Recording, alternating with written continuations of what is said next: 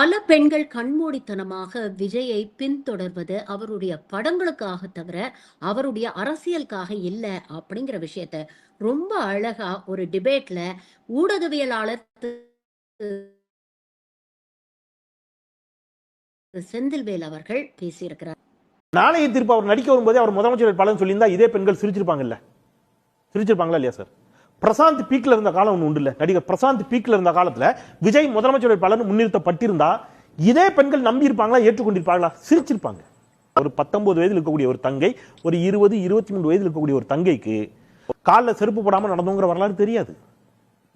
தேவதாசி முறையை பத்தி தெரியாது. தேவதாசி முறையை திராவிட முன்னேற்ற கழகம் தான் ஒழித்தது, அதனுடைய நீச்சுதாம நம்ம எல்லாம் நீங்க படிச்சுங்க நிக்கிறோங்கிறது புரியாது. பருவமடைந்த உடனே கல்யாணம் பண்ணி வச்சிருவாங்க அம்மா, அது ஒரு பெரிய சிக்கலாச்சுமா, இது புரியாது. நம்மெல்லாம் காவல்துறையில பெண்களுக்கு இடம் கிடையாது தெரியுமா? இந்தியாவில் முதல் முறையாக பெண்கள் கட்டாயம் காவல்துறையில் பணியாற்ற முடியும் என்ற சட்டத்தை நிறைவேற்றியவர் கலைஞர் தான் சொன்னா புரியாது.